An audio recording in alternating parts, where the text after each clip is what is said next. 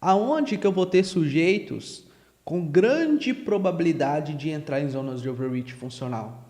Sujeitos que têm volumes e cargas de treinamento tão elevadas que sofrem de maneira considerável com o efeito do treinamento concorrente, onde as adaptações aeróbicas concorrem com as adaptações de força. E aí eu começo a colocar esse sujeito para treinar em elevados volumes de carga de treinamento aeróbico, associado a elevados volumes de carga de treinamento de força.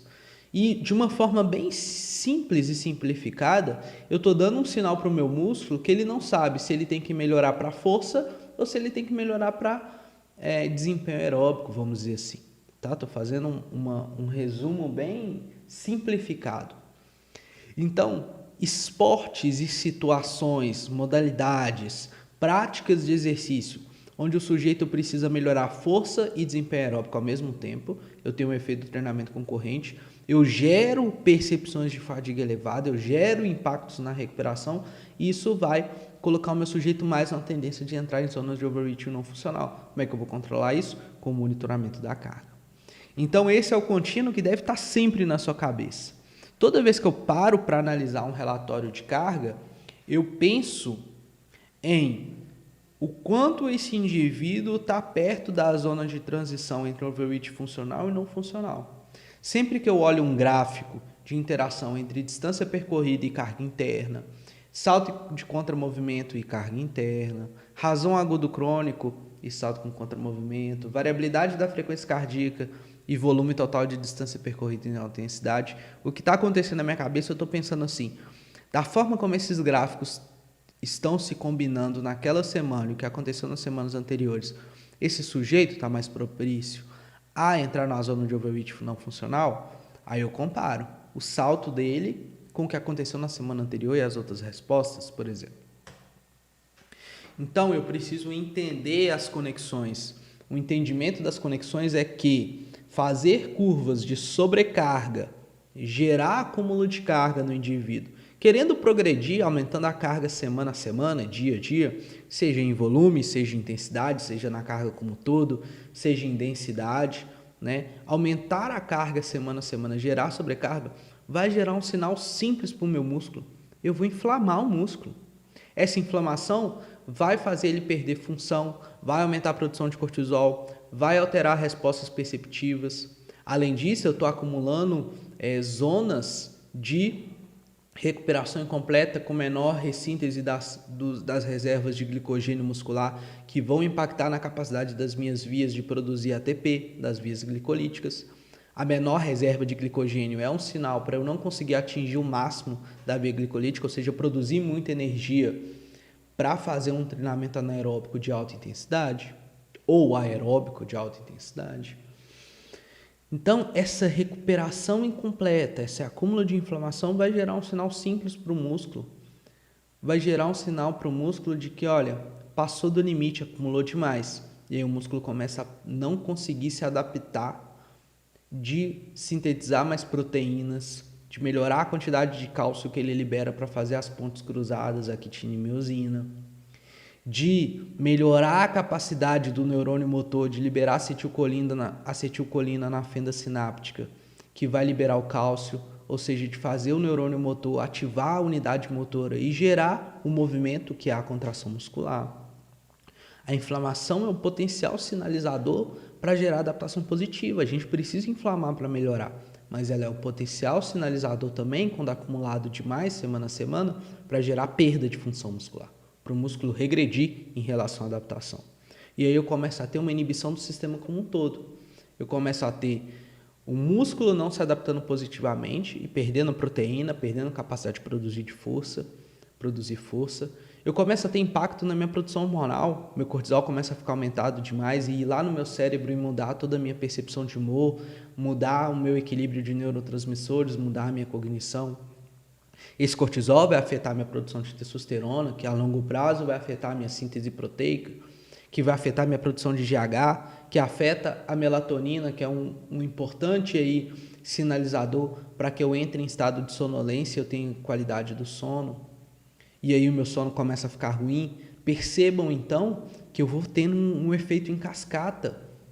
E esse efeito em cascata, às vezes ele é sinalizado por uma alteração de humor numa escala de percepção, por uma alteração de variabilidade. Mas por trás desse número está acontecendo isso aí, está acontecendo uma infinidade de mecanismos conectados ao longo do tempo. E aí o que eu vejo ao longo prazo, supercompensação inexistente, supercompensação quando eu não tenho um aumento da performance depois de um polimento, depois de um período de recuperação. Ele não melhora a performance. E aí sabe o que aconteceu? Eu treinei por treinar, não adiantou nada o que eu prescrevi. E a gente no treinamento a gente não pode perder tempo, né? Hoje, o tempo que um sujeito tem para treinar, para ser fisicamente ativo, é um tempo reduzido. Eu preciso ser eficiente no que eu prescrevo, eficiente no que eu faço, tá? E aí eu vou ter, ao longo prazo, alteração cognitiva. É um sujeito que perde adesão à prática de exercício. Ele não quer mais treinar. Quantos sujeitos a gente convive na academia, na nossa realidade hoje, que deixam de treinar porque ficaram um longo tempo sem ver resultado, e às vezes essa falta de resultado é porque ele estava treinando mal recuperado, não conseguia supercompensar, não conseguia modular a carga, a real necessidade daquele naquele momento. E aí eu começo a ter perda de adesão, até um sujeito que larga a prática de exercício, que larga a modalidade, que larga o esporte. E é isso que a gente não quer. Então, eu preciso entender que toda vez que eu for ver um gráfico de monitoramento, ou for pensar em monitoramento da carga, essas são as variáveis que precisam estar no meu pensamento. O que eu estou fazendo está aumentando o dano, está aumentando o estresse oxidativo. Estresse oxidativo é alteração de radicais livres dentro da célula devido ao acúmulo de treinamentos aeróbicos e acúmulo de treinamento de força, né? E aí eu produzo radicais livres. Esses radicais livres podem impactar no comportamento da minha célula, né? Não é só em aumentar traços de envelhecimento na pele, por exemplo, né? Não é só talvez colocar esse sujeito a ter maior incidência de doença, alguns tipos de doença, mas é também impactar na adaptação muscular. Eu posso ter redução da reserva de glicogênio muscular, eu posso ter um sujeito mais inflamado, eu posso ter um sistema nervoso com acúmulo de fadiga central mais elevado que não permite o cérebro ativar a musculatura.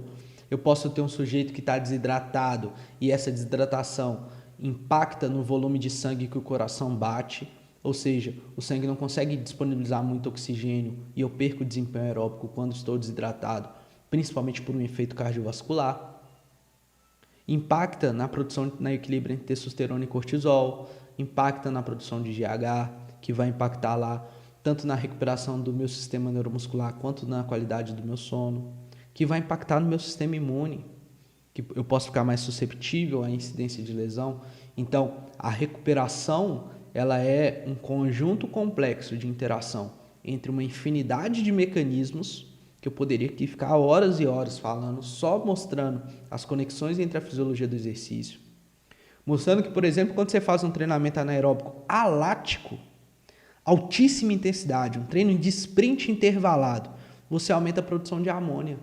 E esse aumento da produção de amônia tem um efeito significativo na alteração cognitiva, tanto naquele momento que leva o sujeito à exaustão, quanto na recuperação.